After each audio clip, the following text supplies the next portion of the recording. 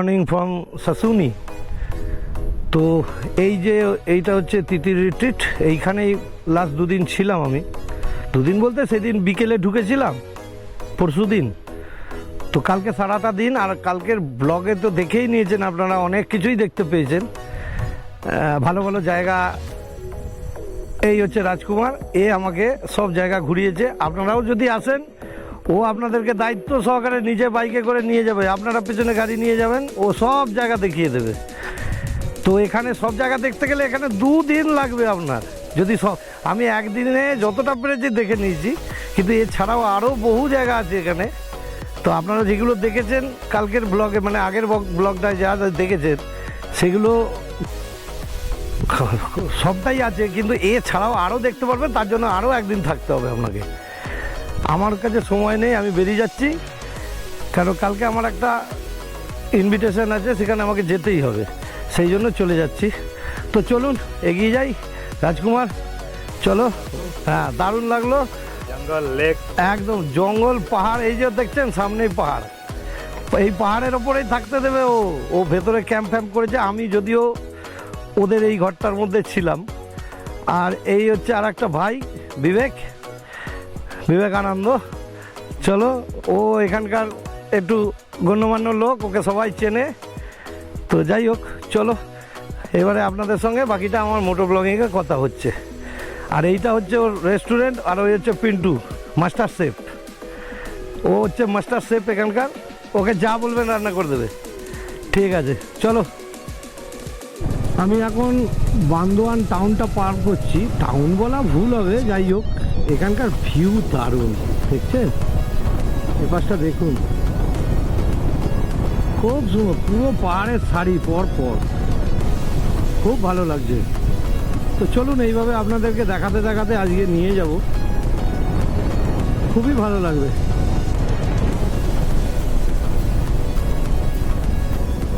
এই যে শুরু হয়ে গেল দুয়ারচিনির রাস্তা, এটা কিন্তু হাতি এই অঞ্চলে প্রচুর আছে, প্রচুর। আপনারা বোর্ডটা দেখতে পেলেন অলরেডি।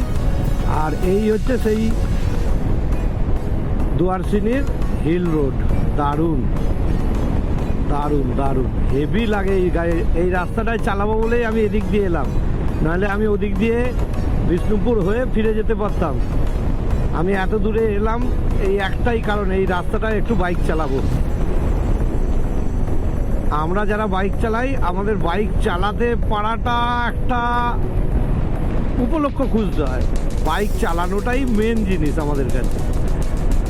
আর আপনাদেরকে এইগুলো দেখাচ্ছি, ভিউ তো অসাধারণ এখানকার, বলে বোঝানো যাবে না।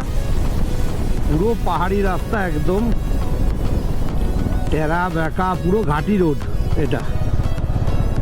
এটা একদম পারফেক্ট ঘাটি রোড। চলুন এগিয়ে যাই, এইভাবে দেখাতে দেখাতে আপনাদের আজকে আমি একদম শেষ পর্যন্ত নিয়ে যাব, মানে আবার কলকাতায় ফিরিয়ে নিয়ে যাব আপনাদেরকে। চলুন আপনারা দেখতে থাকুন। আমি বিভিন্ন জায়গায় বিভিন্ন রকম জিনিস যা আসবে, যেটা ভালো লাগার মতো, আমি নিশ্চয়ই আপনাদেরকে ভিডিও করে করে দেখাবো। আচ্ছা, আর একটা জিনিস আমার বলা হয়নি সকাল থেকে, welcome to my channel Zango biker. এখনও যারা চ্যানেলটাকে সাবস্ক্রাইব করেননি, তারা অবিলম্বে চ্যানেলটাকে সাবস্ক্রাইব করে দিন। আপনারা নিরাশ হবেন না, আমি প্রচুর ঘুরে বেড়াই, প্রচুর ব্লগ আসবে।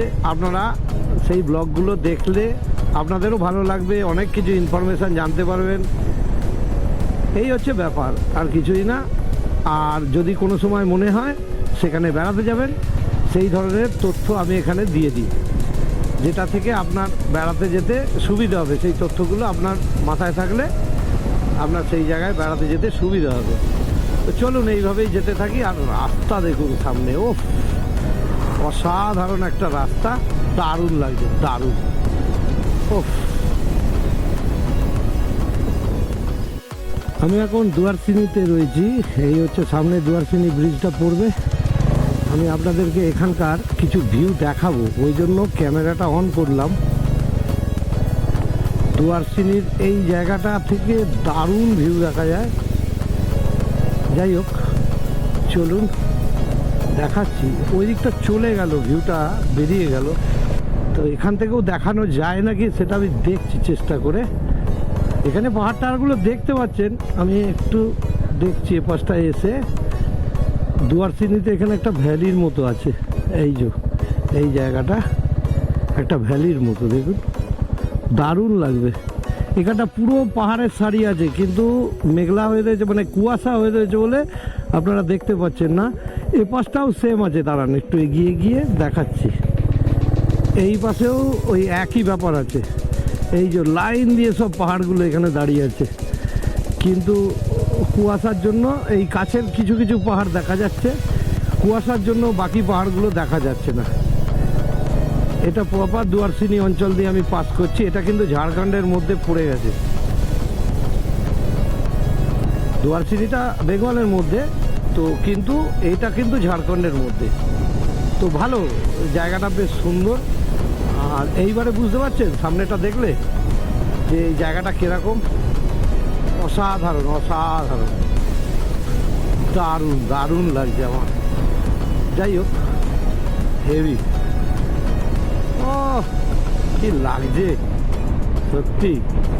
এবারে রাইডটা আমার একটু অন্যরকম হলো, এটা আমি অন্তত বুঝতে পারছি। আপনাদের কেমন লাগলো আপনারা একটু কমেন্ট করে জানাবেন। হ্যাঁ, আমার তাহলে আরও ভালো লাগবে।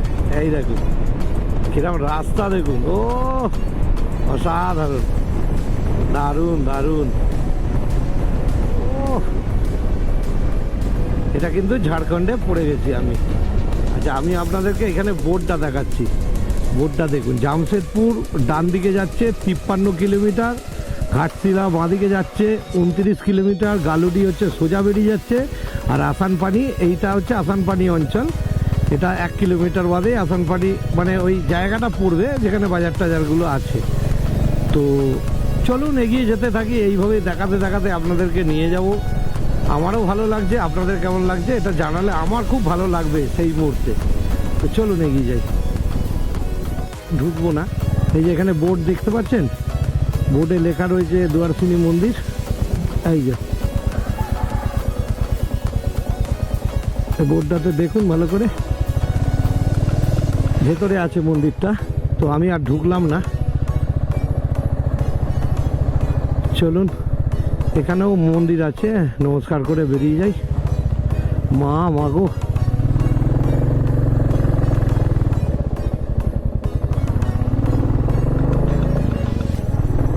চলুন এগিয়ে যাই।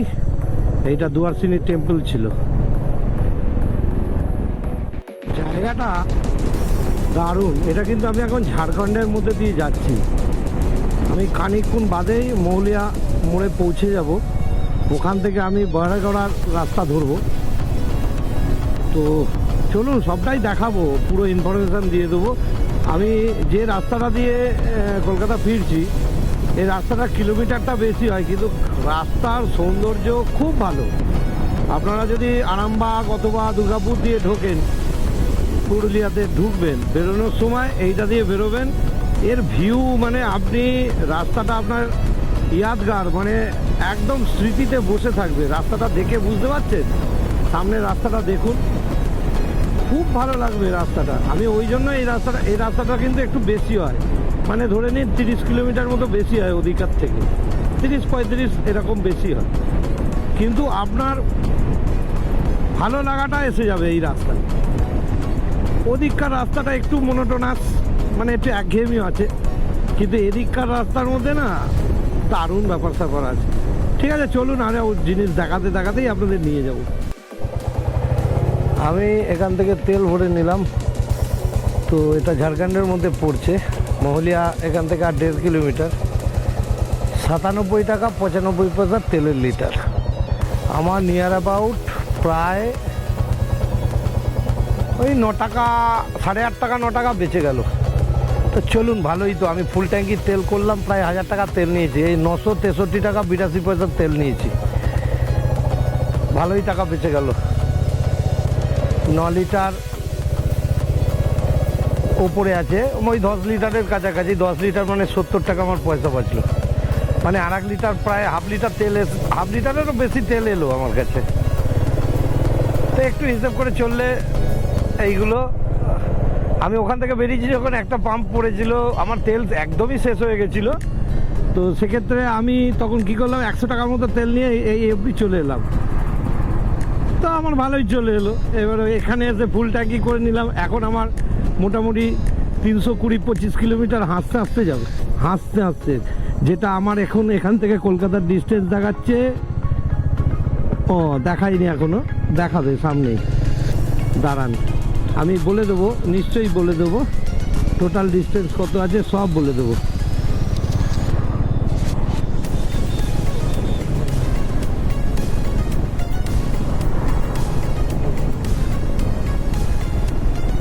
দাঁড়ান, আমি NH-18 উঠে গেলাম। এই রাস্তা আমাকে ভাড়াগোড়া অবধি নিয়ে যাবে। ওইখান থেকে আবার আমি বোম্বে রোড মানে NH-16 উঠে যাব। চলুন এইভাবেই যেতে থাকবো। এটা প্রায় 60 কিলোমিটার এখান থেকে ভাড়াগোড়া। চলুন যাই। ভাড়াগোড়ার পরে ঘাটশিলা পড়বে আমার, ভাড়াগোড়া থেকে একটুখানি। এই ভাড়াগোড়ার একটু আগে আমি একটু চা খাচ্ছি, চা বিস্কুট খাচ্ছি। তারপরে আবার এখান থেকে যেখানে দুপুরের খাবার খাবো সেইখানে দাঁড়াবো। তো এখানে একটু চা খেলাম, বিস্কুট খেলাম, খেয়ে এখন বাজে হচ্ছে দেখে বলে দিচ্ছি 12টা, দুপুর 12টা। ওই এখন টানা চালাবো 1:30 অবধি। 1:30টার সময় দুপুরের খাওয়াটা খাওয়ার ইচ্ছে আছে। এখন খিদেও পাইনি, একটু চা খেতে ইচ্ছে করছিল, চা খেয়ে নিলাম, ব্যাস, কোনো ব্যাপার না। এই দোকানটা থেকে খেলাম। এই ভাই আমার সাবস্ক্রাইবার হয়ে গেল, নিজেই বললো দাদা আপনার চ্যানেলের নাম কি, আমাকে বললাম গাড়িতে লেখা আছে দেখে নিন। ও দেখে ওখানেই সাবস্ক্রাইব করলো। চলুন যেতে থাকি, আবার আপনাদের সঙ্গে দেখা হচ্ছে। এখানে বেড়াগোড়া অবধি আমি এখন টানা আমাকে চালাতে হবে। বেড়াগোড়া আর 29 কিলোমিটার বাকি, আর 29 কিলোমিটার দূরে বেড়াগোড়া। তারপরে আমি আমাদের চিরপরিচিত মুম্বাই রোডে উঠে যাব। NH-6 মানে 16, NH-16, NH-6 যেটাই বলবেন। চলুন এগিয়ে যাই, যেতে যেতে আবার গল্প হবে। আমি খড়গপুরের খুব কাছাকাছি চলে এসেছি এখন। এখান থেকে খড়গপুর আর খুব বেশি হলে 10 কিলোমিটার। তো খড়গপুর মানে আমি আমার বাড়ির অর্ধেক রাস্তা চলে এলাম। বাকিটা যেতে হবে, অর্ধেক কি অর্ধেকের বেশিই চলে এলাম। একটু বাদেই আমি খড়গপুরটা পাস করে বেরিয়ে যাব। আমি খড়গপুরে দাঁড়াবো না, কিন্তু দুপুরের খাওয়াটা খেতে হবে। এখন বাজে হচ্ছে বলছি কটা বাজে,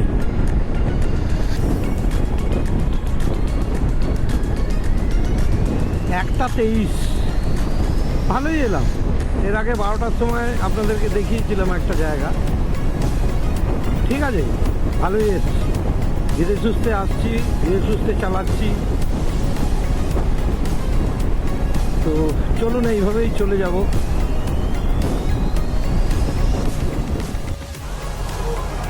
তো গাড়ি যথারীতি যা হয় পাঞ্চার হয়েছিল, এই ভাইয়ের কাছে এলাম। এত ছোট পাঞ্চার হয়েছিল আমি রাস্তায় দেখেছি, কিন্তু দেখতে পাইনি। একটা ছুঁচ ঢুকেছিল, ছুঁচ। রাস্তায় কোথা থেকে ছুঁচ আসছে জানি না। এই ভাই অনেকক্ষণ ধরে চেক করে এই দুই ভাই মিলে আমার গাড়িটার ওই ছুঁচটাকে বার করেছে। যাই হোক, পাঞ্চার এখন সেরে গেছে। এখন চলো কলকাতায় সোজা চলে যাব, অসুবিধা নেই। থ্যাংক ইউ ভাই, ভাই থ্যাংক ইউ।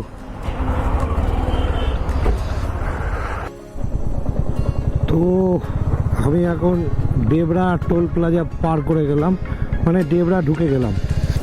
এখান থেকে কোলাঘাট খুব কাছে। ইচ্ছে করছে ওই কোলাঘাটে গিয়েই খাওয়া দাওয়া করবো। এখন 2টো বাজলো সবে, তো এমন কিছু বাজেনি। বাড়িতে থাকলে 2টোর পরেও খাই। তবে আশা করছি আধ ঘন্টার মধ্যে কোলাঘাট ঢুকে যাব। দেখা যাক, ওখানে গিয়েই তাহলে খাবো। কোলাঘাট অঞ্চলে ঢুকে গেলাম।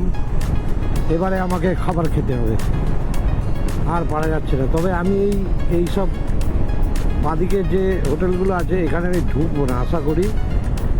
আমি একটু এগিয়ে যাব, এগিয়ে গিয়ে তারপরে সেখান থেকে খাবো।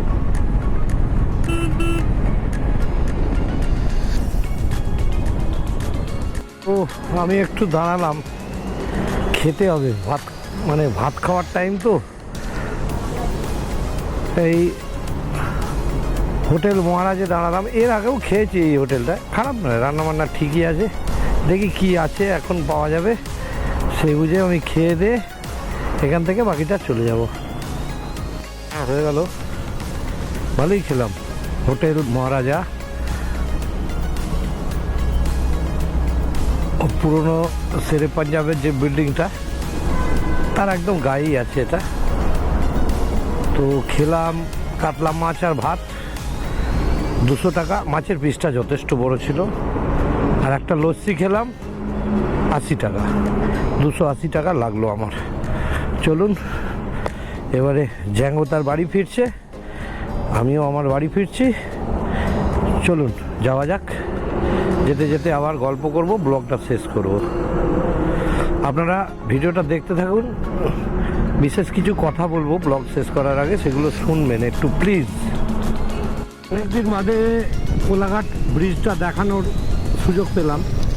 অন্যবার হয় সন্ধেবেলা যাই, নইলে ভোর রাত্রে বেরোই, পরিষ্কার দেখানোই যায় না। এইটা হচ্ছে রেল ব্রিজটা, আর এই আমি যেটা দিয়ে যাচ্ছি সড়ক ব্রিজটা।